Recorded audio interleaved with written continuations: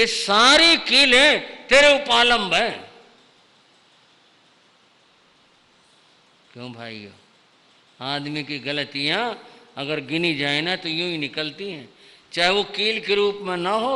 कभी अकेले में बैठ करके अपने जीवन पर दृष्टिपात करना और सोचना, आप तो बहुत अच्छे श्रावक हो, बहुत उत्तम हो, मैं नहीं बताता ये बात, आपके जीवन में गलतियां होंगी।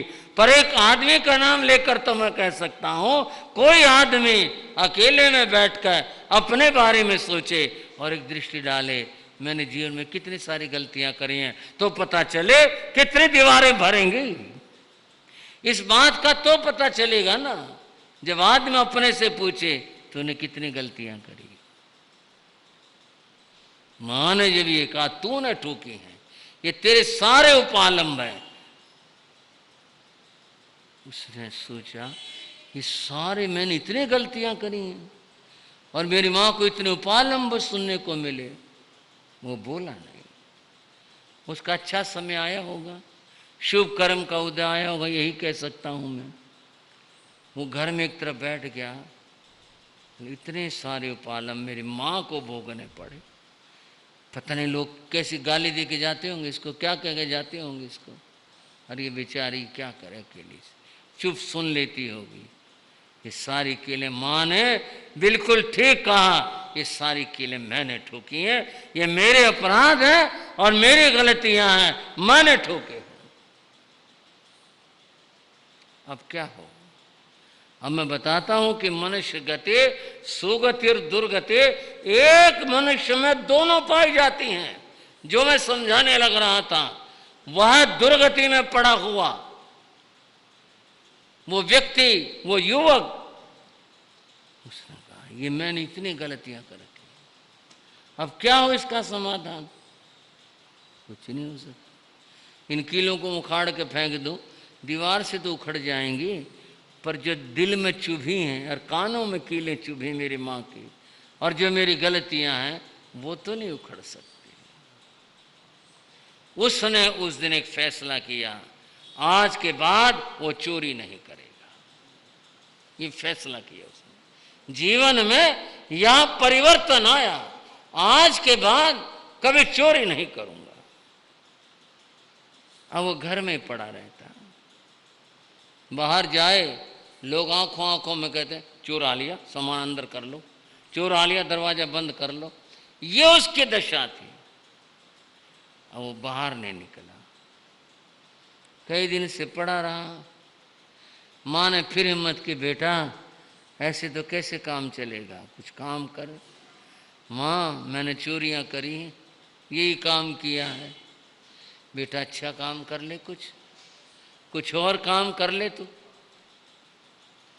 उसने हिम्मत करी और वह घर से बाहर निकला। कुछ कहीं लोग इकट्ठे से हो रहे थे, थी कोई बात, कोई वृद्ध था या कोई एक्सीडेंट था, क्या मामला था, उसको उठाने की बात आई। उठा रहे थे कई लोग, वो दौड़ करके गया और उसने कहा मेहरबानी करके जरा हाथ लगा लेने दो। वो युवा था, उसने जी वो चारपाई वो सब उठा दी और जहाँ ले जाना था पहुँचा दिया। कई लोगों ने कहा वाह भाई वाह, शाबाश जवान, तने कमाल कर दिया भाई, वाह ताकतवर है, दिखाया तने भाई अपना कुछ। पहली बार जीवन में शाबाश भला शब्द सुनने को मिला, बहुत कमाल कर दिया भाई तूने, वाह भाई वाह। उसके मन को बड़ा सुख लगा। उसे लगा इस तरह से अगर सेवा का काम किया जाए तो व्यक्ति को लोग भला और अच्छा कहते हैं। अब कामों की तो क्या गणना करनी है, काम तो सब जगह होते हैं सेवा के। सेवा का काम जिसने सेवा करनी हो वो अपने आप ढूंढ लेता है, कोई भी काम होता किसी तरह का वो पहुंच जाता। अब थोड़े से दिनों के बाद ये अब चिंता ना करो भाई, ये आ लिया, अब ये काम निपटवाएगा, फटाफट काम करेगा और काम कर देता। कई लोग उसको पैसे बोले, पैसे तो क्या लेने हैं, पैसे थोड़े लेंगे। बंधु वो बात जो यूं कहा करते, चोर आ लिया, वो जो उंगली उठा करती थी अब वो उठने बंद हो गई। अब तो ये है भाई किसी का कोई काम, इसको बुला लो, अभी अभी करवा देगा, अभी निपटा देगा। बंद वो कुछ और समय बीता। ऐसा भी समय आया कि गांव के लोगों ने समझ लिया कि ये अब एक अच्छा आदमी बन गया। जब अच्छा आदमी बन गया, अड़ोस पड़ोस वाले कई लोग उसकी माँ को जा कहते, तेरा बेटा तो बड़ा भागवान है, तेरे बेटे ने तो आज ये काम कर दिया। जब वो सुनती उसकी माँ, उसे बड़ा संतोष मिलता और वो जल्दी से कमरे में जाती, एक कील उखाड़ करके बाहर फेंकाती, क्योंकि आज इसके मन को संतोष मिला था। एक दिन आया, सारी कीलें उखड़ गई। अब तो कहीं काम भी करने लग गया, लोग उसको प्रेम से काम भी देते हैं, गुजारा भी उसका चलने लगा और सेवा करने लगा तो सब उसको अच्छा बताने लगे, सब ऐसा होने लगा। इस तरह से वो भी संतुष्ट हुआ, जीवन ये ठीक है। पहला जीवन खराब था, बुरा था। एक दिन वो अपने माँ के कमरे में चला गया, उसने देखा पूरी दीवार से कीलें हट चुकी थी।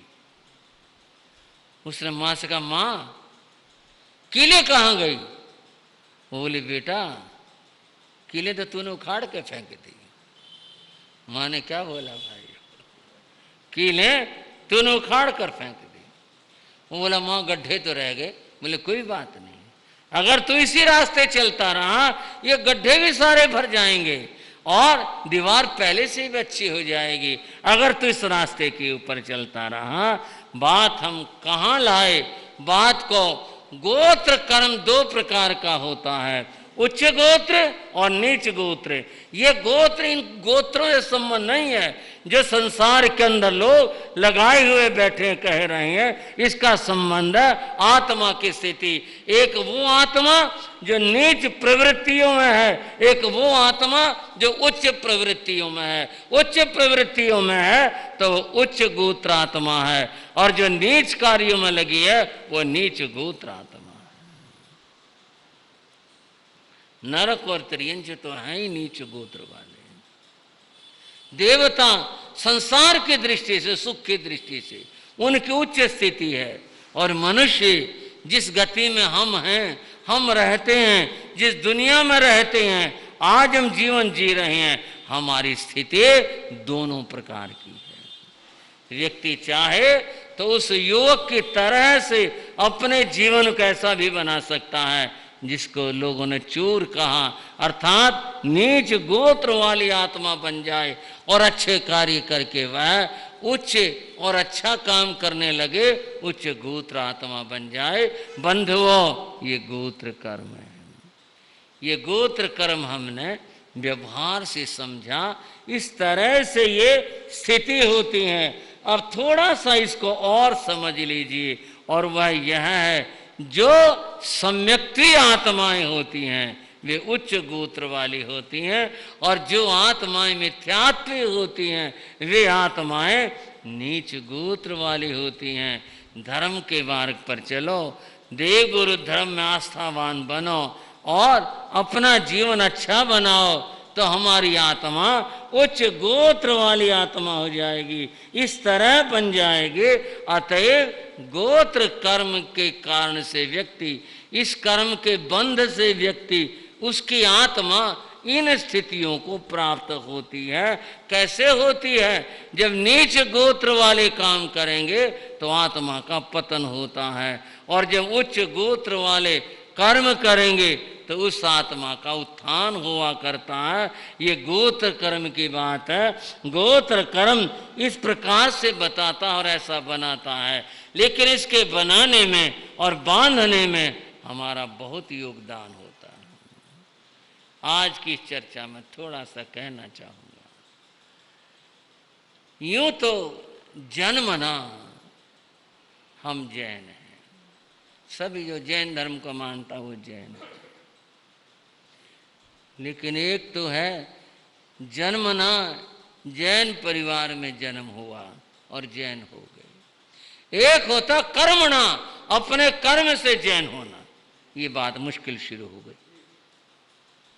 जन्मना तो जैन ठीक है, लेकिन जब तक कर्मणा जैन नहीं होंगे उस समय तक बात नहीं होगी। महात्मा गांधी हर रोज प्रार्थना किया करते थे, जहां भी रहते थे प्रार्थना करते थे। उनकी प्रार्थना में एक गीत, एक भजन हुआ करता था, और वो भजन क्या हुआ करता था? वैष्णव जनते ते नरे कहिए, जे पीर पराई जाने रे, ये गीत था। वैष्णव उसको कहो, महात्मा गांधी का गीत था वो। वैष्णव उसको कहो जो दूसरे की पीड़ा को जानता हो। अगर थोड़ा सा कुछ लम्हों के लिए रुक करके सोचें, जो दूसरे की पीड़ा को जानता हो वो वैष्णव है, वो जैन है, और कहूं किसी भी धर्म का नाम ले लो, वो है जिसने किसी की पीड़ा को समझ लिया, वो सच्चे मानव धार्मिक होता है। तो कर्मणा जैन होना या कर्मणा जो जिस धर्म को मानता है उसके अनुसार होना, ये बड़ी बात है। जैन होने के लिए जो प्रथम प्रवेश है वो ये है कि 7 कुव्यसनों का त्याग परम आवश्यक है। इसके बिना अगर ये बुराई जीवन में है तो फिर जैनम लिखते रहें, कहलाते रहें। अब इससे आगे तो कोई शब्द है नहीं कहने का, लेकिन जो कल्याण की बात है वो कर्मणा जैन से है। उद्धार उसका होगा जो कर्मणा जैन होगा। और 7 कुव्यसन आप जानते ही हैं। पहली बात बताई कि व्यक्ति का पूरी तरह से खान पान शुद्ध होना चाहिए।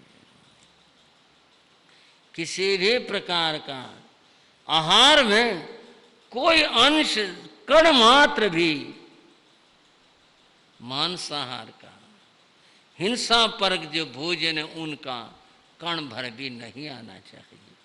मैं आपसे कहता हूं, आपके लिए गौरव की बात होगी है, और गौरव की बात है भी है कि कहीं भी अगर भोजन की बात आती है तो आप उस भोजन के बारे में जरूर थोड़ी तहकीकात कर लिया करें। अगर कहीं बाहर खाने का प्रसंग बन जाए तो कि भी इसमें कोई ऐसी चीज तो नहीं पड़ी है। कोई बाजार से आप चीज लेते हैं, चाहे वो सूखी चीज है, जो कैसी चीज है, किसी प्रकार के खाने की है, भाई ये कैसी चीज, इस बात का विचार और विवेक तो होना ही चाहिए। बंधुओं, जिस समय सरकार ने ये एक नियम और कानून बनाया कि खाने की चीज के हर पैकेट के ऊपर निशान लगा होगा, सरकार ने यह आदेश जारी किया था। धार्मिक लोग नहीं करवा सके इसको, मैं नहीं जानता, कुछ लोगों ने कोशिश करी होगी तो किसने की थी, लेकिन जैसे भी हुई, जिस तरह भी हुई, क्योंकि दुनिया बहुत लोग शाकाहारी हैं, बहुत धर्मों में शाकाहार है। इस बात को हम कितने तरह से भी कह सकते हैं। जैन धर्म में शाकाहार है, और मूलतः वैष्णव सनातन धर्म तो शाकाहार पर आधारित है, शाकाहार बौद्ध धर्म में भी है। और बंधु, गुरु नानक ने तो ये बात कही, जेर तु लागे कापड़ा जामा हो तो पलीत। अगर कपड़े को खून का एक छींटा लग जाए वो पहनने के योग्य नहीं रहता। जारत लागे कापड़ा जामा हो तो पलीत, जेरत खावे मानसा कैसे निर्मल चित्त। जो मांसाहार करते हैं उनका चित्त कैसे निर्मल हो सकता है? निर्मल नहीं हो सकता। चित्त उन्हीं का निर्मल होता है जो विशुद्ध रूप से शाकाहारी है। मैं बता रहा था, जब ये बात आई कि जिस आहार के अंदर किसी ऐसी चीज का, हिंसक चीज का, द्रव्य का मिश्रण होगा, उस पर लाल डॉट होगा, और जिसके ऊपर हरा डॉट होगा वह विशुद्ध शाकाहारी होगी। ये शाकाहारियों की एक बड़ी जीत भी थी, एक बड़ी सफलता भी थी। इस चीज को देख करके हम उसका प्रयोग कर सकें। बंधुओं, भोजन के बारे में सजग होने की बहुत आवश्यकता है। जो पैक चीजें आती हैं उनमें तो ठीक है, डॉट को देख लेते हैं, इसके बाद भी जांच करने की आवश्यकता रह जाती है। किसी भी चीज के बारे में सोच करके, विचार करके फिर उसको ग्रहण करना चाहिए। ये हमारा धर्म है, ये जैनत्व है। और एक बात पहले भी दोहराई थी और उसको मैं बड़े खुशी से दोबारा भी दोहराता हूं। आज दुनिया में 3 प्रकार के भोजन माने जाते हैं, कहे जाते हैं। एक मांसाहारियों का भोजन और एक शाकाहारियों का भोजन और तीसरा भोजन जैन फूड।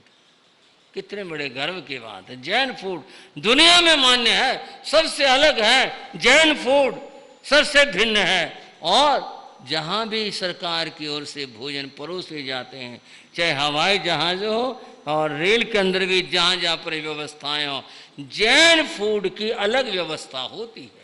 अगर कदाचित कोई त्रुटि पाई जाए, भारी दंड है इस बात के ऊपर कि जैन फूड में किसी प्रकार की कोई मिलावट या कोई बात पाई गई तो बंधुओं, जैन फूड कितनी गर्व की बात है। विशुद्ध रूप से शाकाहारी भोजन वह है और किसी भी प्रकार की कोई तामसिक द्रव्य उसमें नहीं है। एक बार पढ़ने को मिली, जब एक व्यक्ति ने भोजन में उसने शाकाहारी भोजन लिखवाया था, थाली उसके सामने जैन फूड लिखवाया था और जैन फूड की थाली उसके सामने आई, उसने कहा थोड़ा प्याज और ला देना। तो जो भी वेटर था, जो व्यक्ति था, उसने पर्चा निकाला, आपने जैन फूड मांगा? हाँ, जैन फूड में जैन हूँ। जैन फूड मैंने कहा है, आपको हम प्याज नहीं दे सकते। जैन फूड में प्याज और लहसुन शामिल नहीं है, ये नहीं दिया जा सकता। अब आप सोच सकते हो कितनी ऊंची बात है यह, कितने गर्व की बात।